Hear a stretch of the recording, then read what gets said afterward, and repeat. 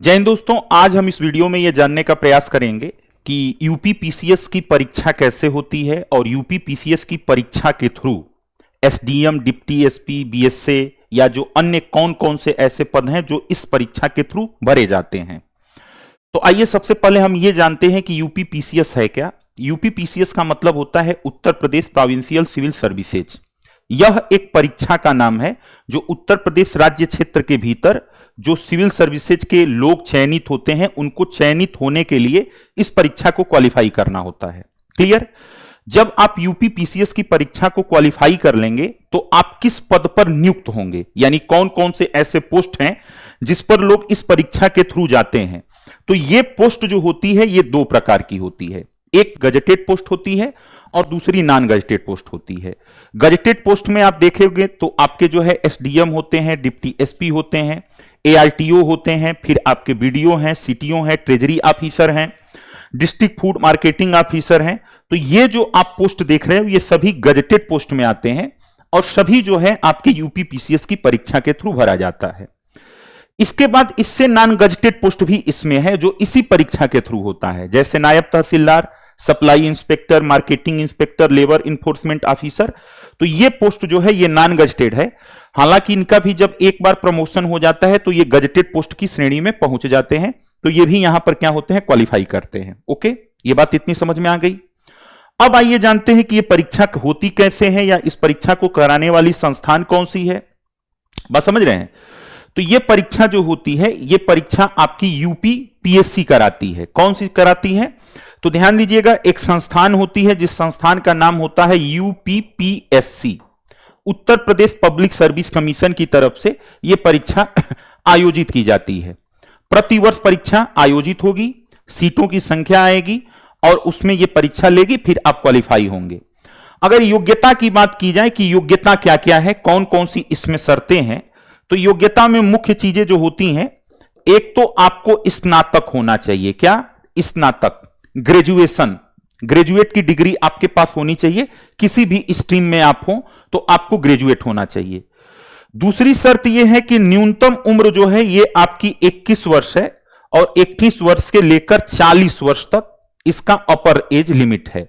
हालांकि SC, ST, OBC के लिए 5 वर्षों की छूट भी है और अन्य लोगों को जो छूट मिलती है वो भी मिलती है। तो 21 से 40 आपकी वो हो गई। और तीसरी शर्त यह है कि आप जो है भारतीय हो, अर्थात आप भारत के नागरिक हो। यह नहीं कि आप उत्तर प्रदेश में परीक्षा दे रहे हैं तो आप उत्तर प्रदेश के ही होने चाहिए। आप अगर भारत के नागरिक हैं, उत्तर प्रदेश के नहीं भी हैं, तब भी आप इस परीक्षा का फॉर्म भर सकते हैं, बशर्ते कि स्नातक हो, 21 वर्ष की आयु पूरी कर चुके हों, तो आप इस परीक्षा के लिए एलिजिबल हो जाते हैं। अब आइए देखते हैं कि इस एग्जाम का पैटर्न क्या होता है। यह एग्जाम 3 चरणों में होता है। सबसे पहला चरण जो होता है वो आपका प्रीलिम्स का होता है। प्रीलिम्स में आपके 2 पेपर होते हैं, फिर आपका क्या होता है, मेंस का पेपर होता है और फिर आपका इंटरव्यू का। तो यह परीक्षा एक तरीके से त्रिचरणीय परीक्षा है, जिसमें जो प्रीलिम्स की परीक्षा है यह केवल आपकी स्क्रीनिंग परीक्षा है, अर्थात फाइनल सिलेक्शन जो आपका फाइनल कट ऑफ होगा उसमें प्रीलिम्स के मार्क्स नहीं जोड़े जाएंगे। जो फाइनल सिलेक्शन का कट ऑफ बनता है वो आपके केवल मेंस और इंटरव्यू के आधार पर। मेंस कितने का होता है? तो 1500 अंकों का होता है और इंटरव्यू कितने का होता है? 100 अंकों का होता है। टोटल जो आपका फाइनल कट ऑफ बनेगा ये 1600 अंकों पे बनेगा। 1600 अंकों की परीक्षा होगी जिसमें मेंस का 1500 और 100 अंक आपके साक्षात्कार का। ओके, इसके आधार पर आप जितने नंबर पाएंगे उसी पे कट ऑफ बनेगा। अब देखते हैं कि प्री की परीक्षा होती कैसी है।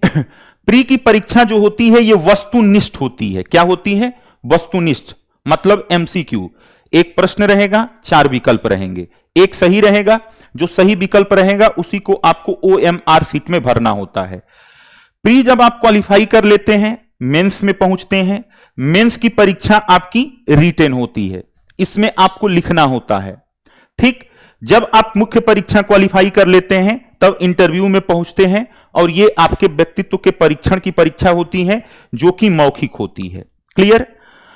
अब इसमें देखेंगे कि प्री में कितने प्रश्न आते हैं। तो प्रीलिम्स की जो परीक्षा होती है इसमें 2 पेपर। पहला पेपर जो होता है वो सामान्य अध्ययन का होता है। प्रश्नों की टोटल संख्या 150 होती है अंक जो होते हैं ये 200 होते हैं, समय आपके पास 2 घंटे होता है, वस्तुनिष्ठ होती है। जो सीसैट का पेपर होता है वह आपके इसमें प्रश्नों की संख्या 100 होती है, अंक इसमें भी 200 होते हैं, समय इसके भी 2 घंटे हैं। लेकिन एक चीज आपको यहां पर यह ध्यान देना है कि जो सीसैट की परीक्षा होती है यह केवल क्वालिफाइंग होती है, अर्थात इसमें आपको केवल 33% मार्क पाकर क्वालिफाई कर लेना है। प्री की मेरिट जो बनती है, कट ऑफ जो बनती है, वो केवल आपके जीएस फर्स्ट के आधार पर बनती है। ओके, सीसैट का आपका केवल क्या है, क्वालिफाइंग है। आगे जब आप देखेंगे तो प्रीलिम्स की परीक्षा में निगेटिव मार्किंग होती है, अर्थात अगर आप गलत उत्तर देते हैं तो आपका 1/3 अंक क्या होगा, कट जाएगा। ठीक, 1/3 अंक कट जाएगा। सीसैट वाला पेपर क्या होगा, केवल क्वालिफाइंग होगा। जब आपने इस तरीके से क्या किया, प्री को क्वालिफाई कर लिया, तब आप पहुंचते हैं मेंस के ऊपर। मेंस में जब आप जाते हैं तो मेंस का टोटल जो अंक है ये आपके 1500 अंकों का है। 1500 अंकों में देखोगे तो एक आपका जनरल हिंदी, सामान्य हिंदी का पेपर होगा, जिसमें सरकारी, अर्ध सरकारी यानी जो औपचारिक पत्र होते हैं उनके प्रारूप, परिभाषा, गद्यांश और व्याकरण संबंधी लिखित परीक्षा ये होती है 150 अंकों की। फिर उसी दिन आपकी एक और परीक्षा होती है निबंध की। ये निबंध की परीक्षा भी 150 अंकों की होती है, 150 अंकों की, और इसमें आपको 3 निबंध लिखने होते हैं। एक निबंध पे 50 अंक होता है, तो 3 निबंध पे 150।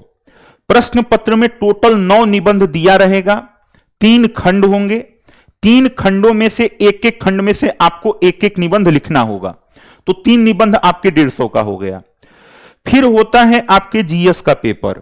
जीएस के पेपर में जीएस फर्स्ट का पहला पेपर जो 200 अंकों का होता है, इसमें इतिहास, भूगोल, भारतीय समाज क्या है, फर्स्ट पेपर में इतिहास, भूगोल और भारतीय समाज 200 अंकों का। सेकेंड पेपर भी क्या है, 200 अंकों का है। इसमें आपका जियोग्राफी है, मैं समझ रहे हैं, मेन जियोग्राफी है, फिर इसमें एनजीओ है और इंडियन सोसाइटी के मतलब जो सामाजिक आर्थिक मुद्दे हैं ये आते हैं, 200 अंकों का। जीएस थर्ड जो होता है ये इसमें आपका इकोनॉमी होता है, साइंस टेक्नोलॉजी होती है, आईआर होता है, इंटरनल सिक्योरिटी होती है, डिजास्टर मैनेजमेंट होता है। यह भी आपके कितने का है, 200 अंकों का। जीएस 4 इसी को क्या बोलते हैं, एथिक्स बोलते हैं। क्या बोलते हैं, इसी को एथिक्स यानी नैतिकता। यह भी कितने मार्क्स का, 200 अंकों का। और ये जीएस 5 और 6 जो है ये आपके यूपी स्पेशल का पेपर होता है, जिसमें 5 में आप उत्तर प्रदेश के इतिहास, उत्तर प्रदेश की राज्य व्यवस्था, अन्य चीजों को पढ़ते हैं। 6 में आप उत्तर प्रदेश की अर्थव्यवस्था, उत्तर प्रदेश के भूगोल, एग्रीकल्चर वगैरह को पढ़ते हैं। तो 2 यूपी स्पेशल हो गया।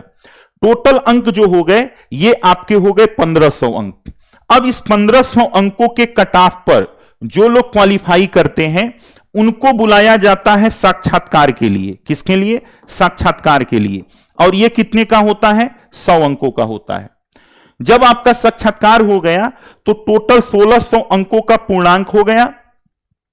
अब आप जितना नंबर पाए रहेंगे उस नंबर के आधार पर सभी प्रतियोगियों का जो नंबर मिलेगा, मेंस देने वाले अभ्यर्थियों का कॉपी चेक करने के बाद, तो ऊपर से जो प्राप्तांक होंगे उनकी एक कट ऑफ तैयार होगी। जितनी सीट होगी उतने ही कट ऑफ मतलब लिया जाता है, तो एक कट ऑफ तय होती है।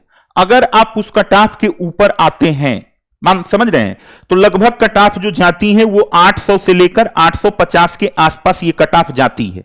900 भी जाती है जो टॉपर्स होते हैं। तो अगर आप कट ऑफ में आ रहे हैं तो आपका फाइनल सिलेक्शन हो जाता है। यदि आप कट ऑफ में नहीं आते हैं तो आप यहीं से चयन प्रक्रिया से बाहर हो जाते हैं और फिर अगली बार आपको शून्य से तैयारी करना पड़ेगा। तो इस तरीके से ये क्या है, चयन की प्रक्रिया है। आपने सब चीजों को समझ लिया, सब चीजों को देख लिया।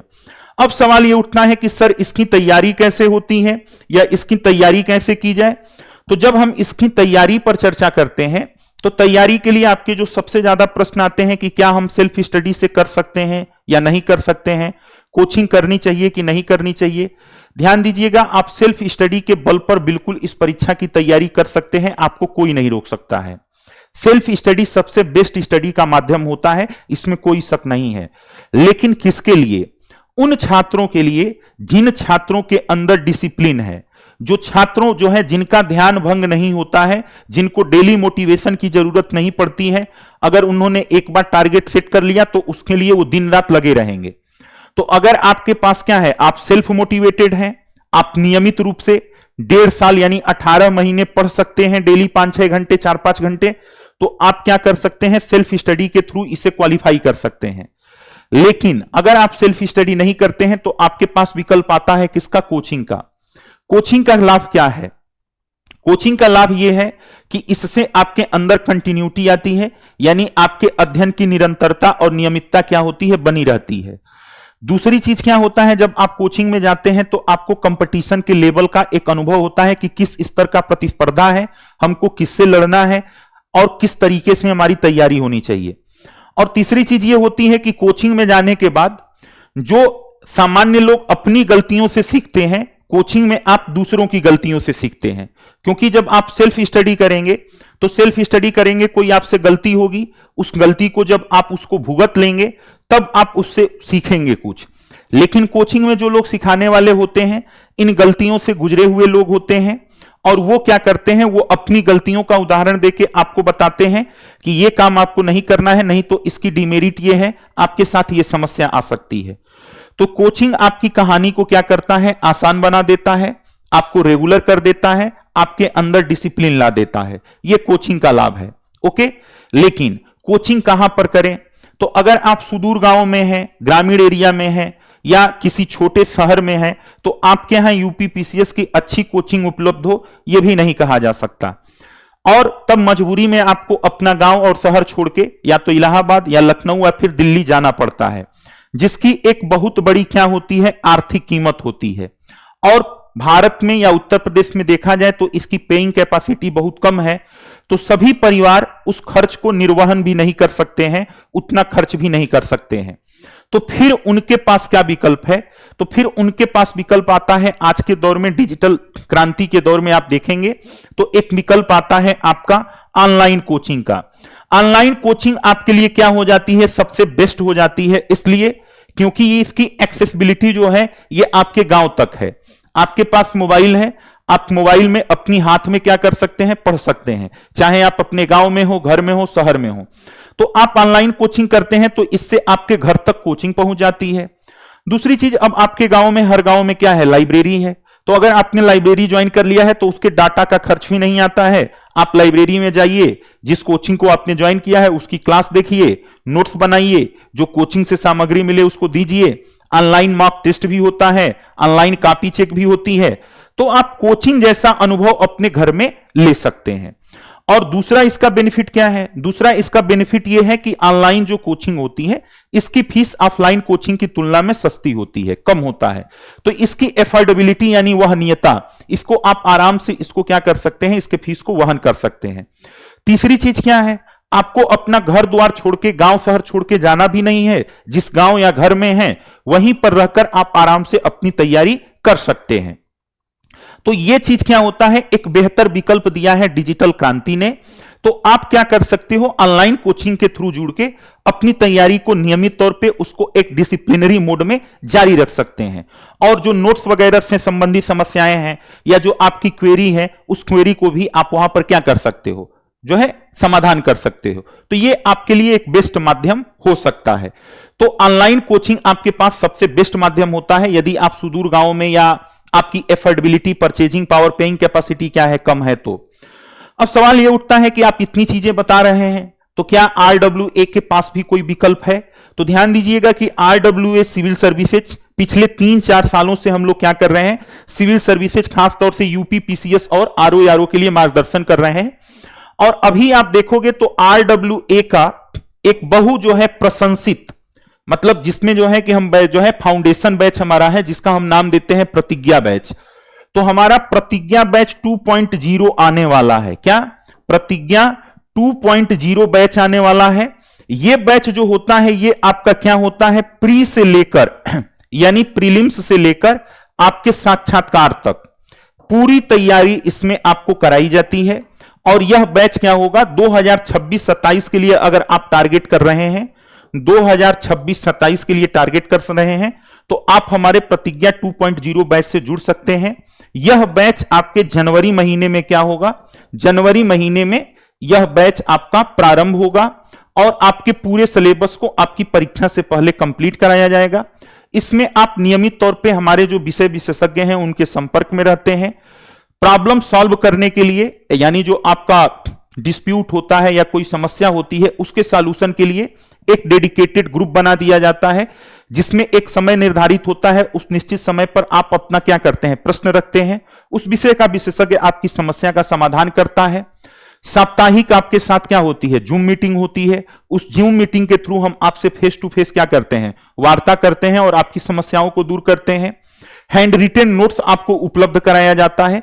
तो ये तमाम इसकी क्या है, खूबियां हैं, और यही कारण है कि इतने कम समय में प्रतिज्ञा 2.0 जो है काफी विश्वास जो है क्या किया है, अर्जित किया है। और इससे जो आपका 2024 का या जो 25 का जो है कि परीक्षा 24 वाली प्रीलिम्स हुई थी, उसमें बहुत अच्छे छात्र क्या हुए थे, चयनित हुए थे। फिर हम मेंस के लिए उनको क्या करते हैं, यहां पर आमंत्रित करते हैं। जिसका प्री निकल जाता है उसको मेंस के लिए आमंत्रित करते हैं। आवासीय सुविधा, रहने की व्यवस्था दी जाती है और पूरा आपका मेंस का मेंटरशिप भी दिया जाता है। तो अगर आप चाहें तो इस बैच से क्या कर सकते हैं, जुड़ के अपनी तैयारी को आगे बढ़ा सकते हैं। धन्यवाद।